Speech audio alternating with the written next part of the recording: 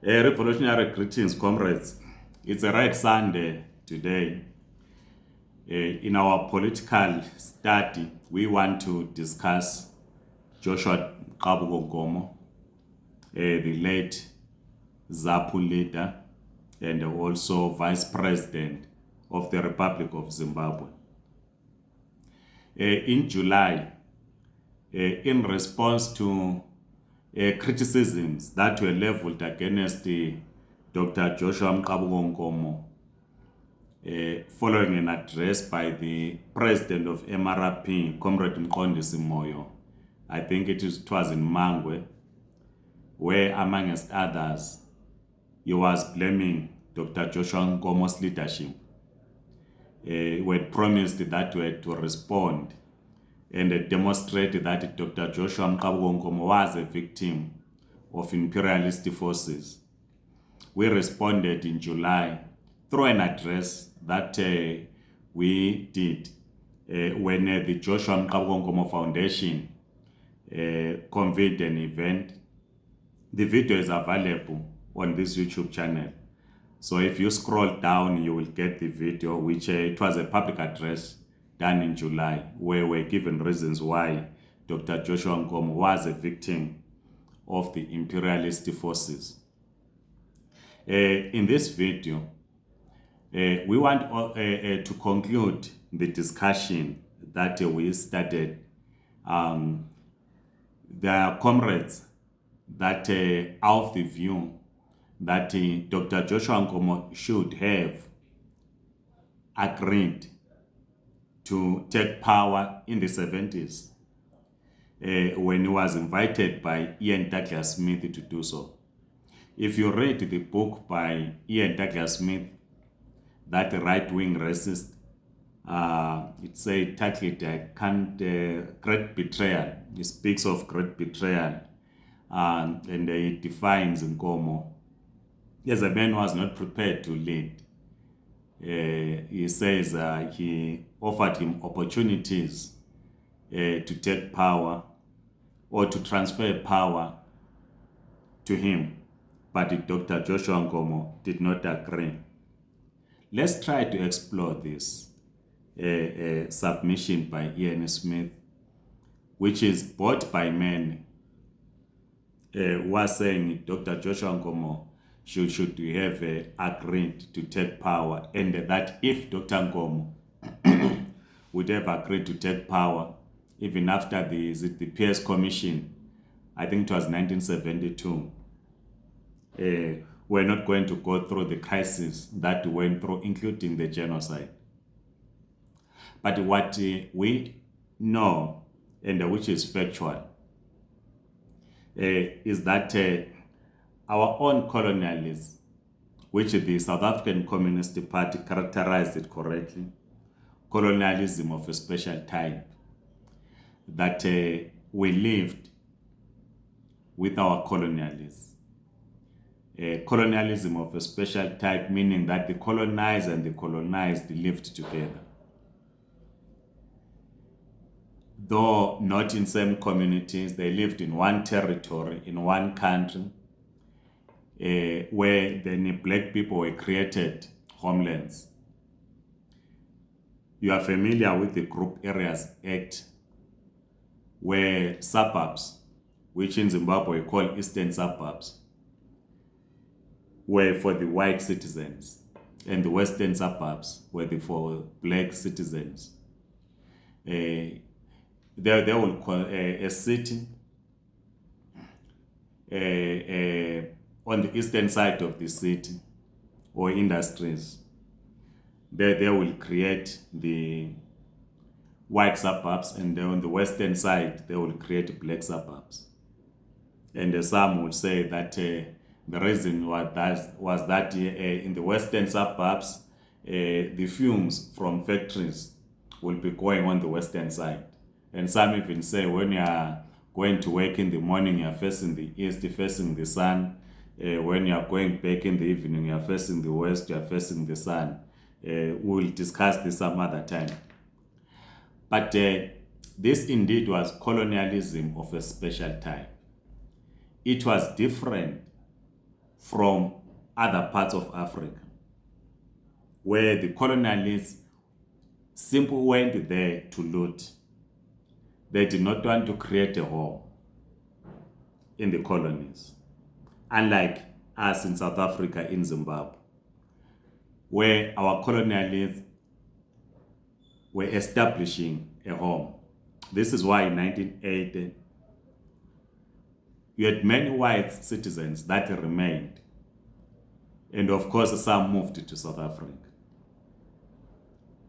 And 1994, because they could not move to any other African country, whites have remained in South Africa. Of course, some have migrated. So by the 1960s, late 1950s, early 1960s, the imperialists understood that at some point you need to usher in majority rule. It was a reality to the imperialists that the majority rule was going to happen one way or the other. And they then devised a plan to control this majority rule. In other words, to create a neocolonial state, or to create neocolonial states in Africa, so that they will remain in control of the economy.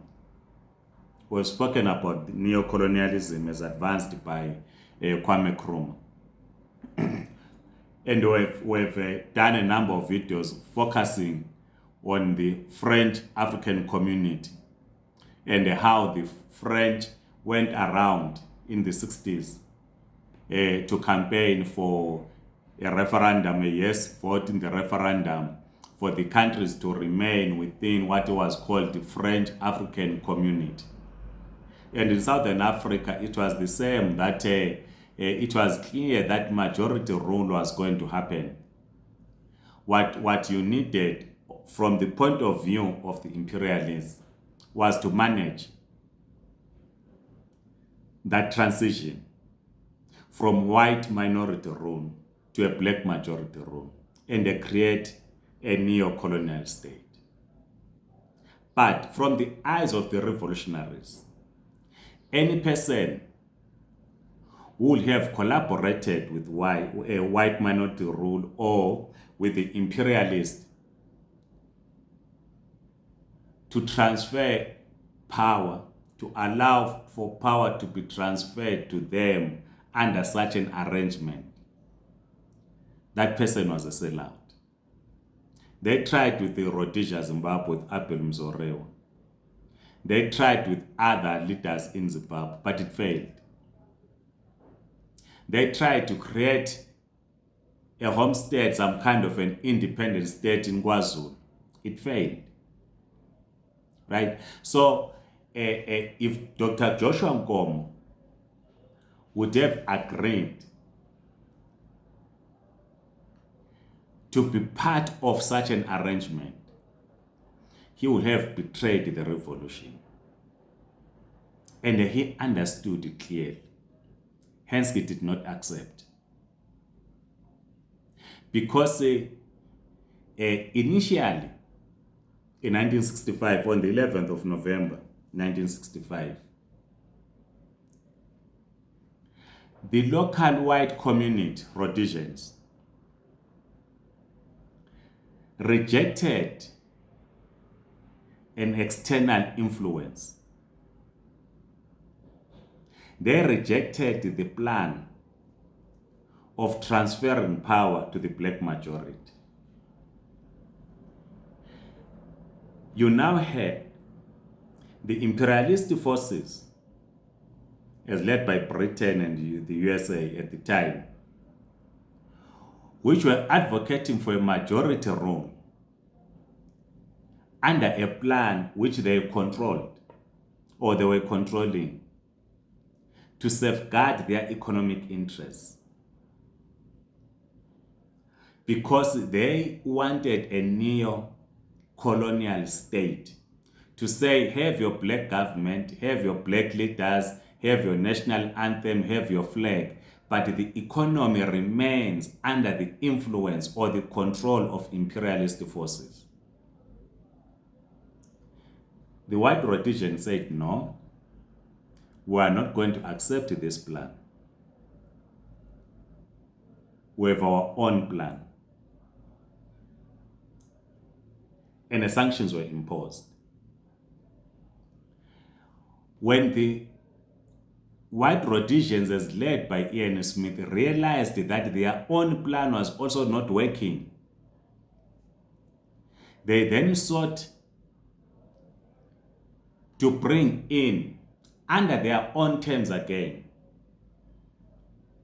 black leaders, to say they are working on their own plan that will result in a majority rule, as Ian Smith will argue in his book, that you needed to prepare blacks to govern. The imperialist forces had their own plan. The Rhodesians then later on developed their own plan. And it is under this Rhodesian plan that comrades are saying, no, Dr. Nkomo should have accepted. Because the Rhodesian plan was to advance the interests, the economic interests for that matter, of the white minority rule. It was not about the ideals of the revolution. So the imperialist forces had their plan. The White Rhodesians later developed their own plan. And we had defined our own struggle as way back as 1893. That the struggle was about the return of our land. The struggle was about the dignity of our people. That was the idea, the ideals of our revolution. And Ian Smith was then counting black leaders like Dr. Joshua Nkomo and others to say, no, let's make an arrangement. We transfer power to you, but you protect our economic interests. We are going to be in some kind of a partnership. You will be the prime minister. That was unacceptable. And Dr. Joshua Nkomo was correct in not accepting the Smith plan because it went against our ideals for the revolution. In the video that I'm referring to, that we recorded in July, we then explained how the imperialists celebrated in 1980 when ZANU-PF won elections. We quoted Andrew Young, the former US diplomat. So, yes, we then, the imperialists then prevailed in 1980 because now it was a contestation. And the contest was in three fronts. The imperialists had their plan, as I've explained. They had to split the liberation movement in 1963, as explained in the previous video, and celebrated in 1980. They had their own plan. The white minority role, or the Ian Smith administration, the Rhodesians, had their own plan. While we were very clear in terms of the objectives of our own struggle for national liberation, the imperialists prevailed in 1980 because their puppet was able to form a government in 1980. What Dr. Joshua Nkomo did not know and did not understand or anticipate was that his colleagues in the liberation movement in ZANU were going to betray the people of Zimbabwe in 1980 and they do all manner of things that they've been doing for the last 42 years, including the genocide. That he did not anticipate. And that Dr. Joshua Nkomo understood the importance of the unity of the African people to an extent that there was an agreement to contest the 1980 elections under one bloc, under the name the Patriotic Front, which was betrayed by ZANU in 1980. Mugabe left London, flew to Tanzania or Mozambique, and threw into the sea, so to speak, the agreement to contest elections as Patriotic Front, so that the revolutionary forces would contest elections together in 1980 and emerge victorious and unite the country. And Mugabe rejected that and his son. Yes, of course, Nkomo didn't see that the imperialists were behind all this. That the imperialists, when they split the national liberation in 1963, they were busy at work until the announcement of the results. And Dr. Joshua Nkomo, yes, of course, discovered during the campaign in 1980, which he details in his book, The Story of My Life, where he would confront then Governor Lord Soames on the clear violations in the build-up to the elections by ZANU and ZANU, and no action was taken. He then understood that the game was up, because every rule was broken. ZAPU structures were disseminated through violence in Manicaland, in Maswingo, in Mashonaland provinces. So the comrades then that argue that Dr. Joshua Nkomo should have accepted the offer by Ian Smith. That was not going to stop the war. ZANLA was going to continue fighting, supported by imperialist forces, and the war was going to intensify. So Joshua Nkomo, now as Prime Minister, was then going to be fighting against what would have been known as the revolutionary forces. And the ZANLA would have gained an upper hand to say they were going to be known as the true People's Revolutionary Army, fighting for national liberation. And they were going to denounce the government of Nkomo, and Nkomo as a puppet of the white minority regime. So that was not going to stop the war, because it was not the plan of the imperialists. The plan of the imperialists prevailed in 1980, and Smith lost it. Hence, Smith then writes, "It's the great betrayal," because he felt betrayed, because it was not in the plans of the imperialist forces. The imperialist forces wanted black majority rule as early as 1964. 1963, 1964, when the Federation collapsed, Southern Rhodesia, Northern Rhodesia, Nyasaland.